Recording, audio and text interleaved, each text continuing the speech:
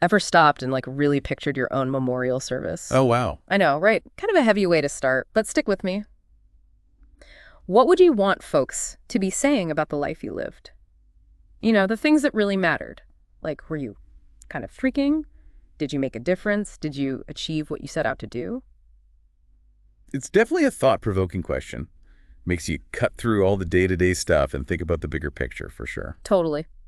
And that's exactly what we're going to be diving into today. We're tackling Stephen Covey's The 7 Habits of Highly Effective People. It's like this amazing roadmap for building a life that's not just successful by, whatever standard you choose, Right. but also one that's full of impact and real personal growth. It's not just about checking off boxes and getting to the top. It's about who you become along the way. You know, building that strong foundation that makes you truly effective in everything you do. Absolutely. So today we're on a mission. We're extracting the most powerful nuggets from these 7 habits and giving you practical stuff you can use right away. Things to help you feel more in control, more intentional, more like you're actually living the life you want. So let's jump right in. Habit number 1, be proactive. What does that even mean? At its core, being proactive is about recognizing that we have power. Mm-hmm. Even when things feel totally out of control, we can't always choose what happens to us. But we can choose how we respond. So it's like instead of being reactive and letting things just happen to you, you're taking charge. You're deciding how you're going to show up. Exactly. The book has this great example about 2 employees who both get laid off. One of them totally falls apart, Oh, yeah, I remember that one. right? He's like, woe is me, blaming the company, blaming the economy, just stuck in this victim mentality. And then there's the other employee, the proactive one. The one who sees it as like an opportunity. Exactly. Yeah. He's like, okay, this is a setback, but what can I learn from it? Where do I want to go from here? And he starts taking steps to build new skills and find an even better job. And it's all about that internal dialogue, isn't it? The reactive guy is totally at the mercy of his circumstances. Totally. But the proactive guy is like, okay, I can't change what happened, but I can choose my next move. So think about it. Where do you usually direct your energy? When things get tough, are you more likely to just react? Or do you pause and try to figure out what you can actually control? Because that's the key. Mm-hmm. That shift from feeling helpless to feeling empowered. And once you've got that proactive mindset, you're ready for habit number 2.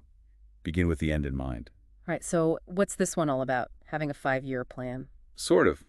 It's more about having a clear vision for your life. Yeah. What do you ultimately want to achieve? What kind of person do you want to be? Covey uses this great analogy of building a house. Oh, yeah, that's a good one. You wouldn't start throwing bricks around, would you? You'd have a blueprint. You'd know exactly what you're aiming for, the layout, the materials, everything. But that's what we often do in life, isn't it? We get so caught up in the daily grind that we forget to think about the big picture.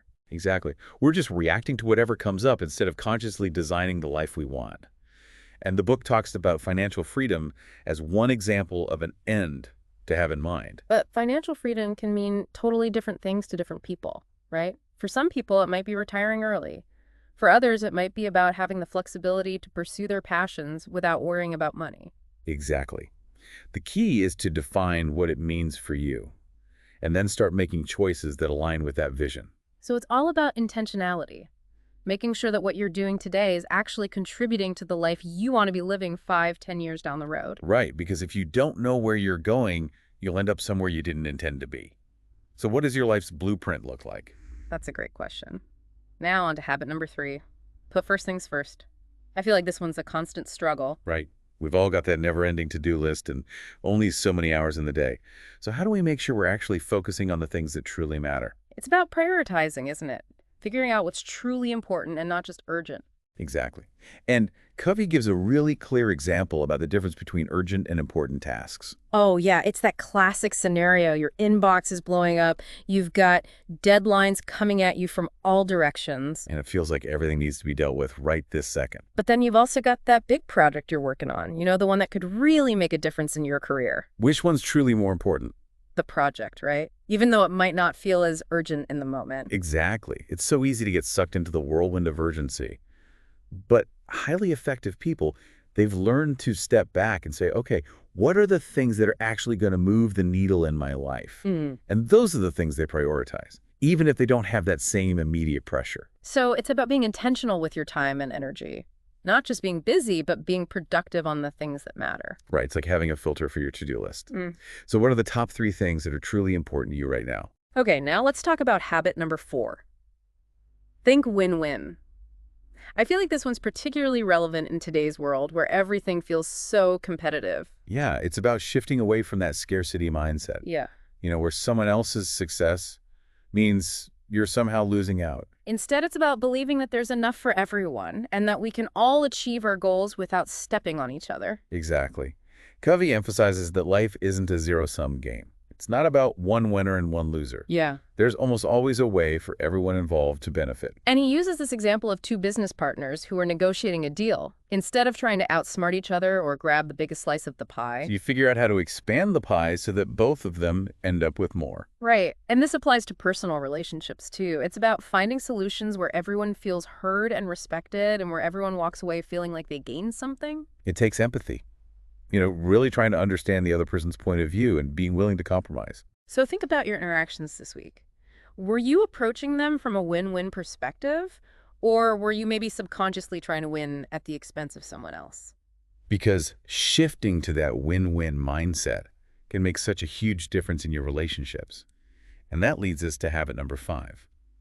Seek first to understand, then to be understood. Oh, this one hits home. How many times do we listen to someone just waiting for our turn to talk? It's so common, right? We're already formulating our response in our heads instead of really trying to understand what the other person is saying. Covey uses this hilarious analogy of a doctor who prescribes medication before even listening to the patient's symptoms. It's ridiculous, right? Can you imagine going to the doctor and they're just like, here, take these pills without even asking what's wrong? But that's basically what we do when we're not truly listening. We're just jumping in with our own opinions and solutions without really getting where the other person is coming from. And think about how it feels when someone truly listens to you. You feel seen. You feel understood. It builds trust and connection. Absolutely. So next time you're in a conversation, make a conscious effort to really listen. Try to put yourself in the other person's shoes and understand their perspective before you jump in with your own thoughts. And you might be surprised at how much deeper the conversation becomes, how much more you learn, and how much stronger your relationships become. And that naturally sets the stage for habit number 6, synergize.